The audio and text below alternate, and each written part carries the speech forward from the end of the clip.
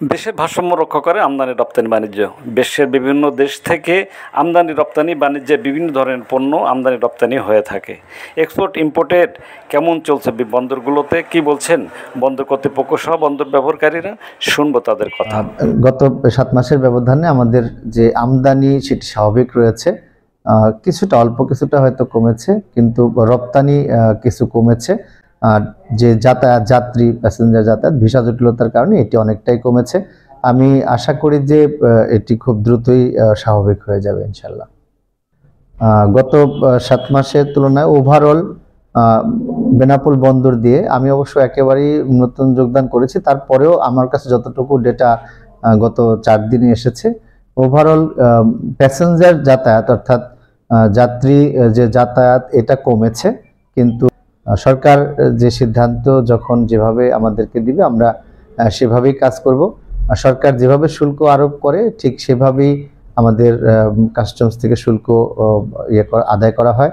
আমরা এখানে শুধু বন্দরটা ব্যবহার করে কাস্টমসকে আমরা এই ব্যাপারে শুল্ক আদায়ের সহযোগিতা করছি। পরবর্তী সময়ে বেনাপোল বন্দরে আমদানি রপ্তানি স্বাভাবিক থাকলেও কিছুটা অর্থনৈতিক অবস্থার পরিবর্তন এসেছে।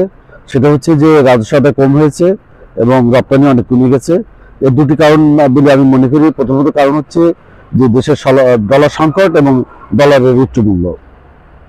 আরেকটি কারণ হচ্ছে যে ভারতের সাথে ভিসা না থাকার কারণে আমরা যারা ব্যবসায়ী, ক্ষুদ্র ক্ষুদ্র ব্যবসায়ী, আমরা ভারতের সাথে যোগাযোগ রক্ষা করতে পারিনি, যে কারণে আমাদের মতন ব্যবসায়ীরা পথে বসে গেছে।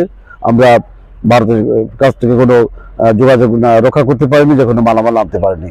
তবে আমরা আশা করি যে অচিরেই যদি ভিসা ব্যবস্থা আবার আগের মতো ফিরে আসে, তাহলে এই সংকট আমরা কাটিয়ে উঠতে পারবো এবং ডলার মূল্য কমে গেলে আমাদের অর্থনৈতিক যে অচল অবস্থা চলছে এটাও একটি ভালো অবস্থানে চলে আসবে।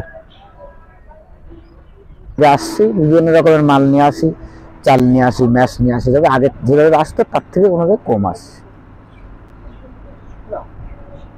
আমরা ভারতের ড্রাইভার, আমরা গাড়ি নিয়ে এসেছি, ম্যাশের গাড়ি। ম্যাশ মাঝে মধ্যে আসে, আবার মাঝে মধ্যে বন্ধ হয়ে যায়, আবার কিছু সময় আমদানি হয়, আবার কিছু সময় কমে যায়।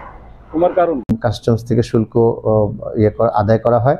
আমরা এখানে শুধু বন্দরটা ব্যবহার করে কাস্টমসকে আমরা এই ব্যাপারে শুল্ক আদায়ের সহযোগিতা করছি।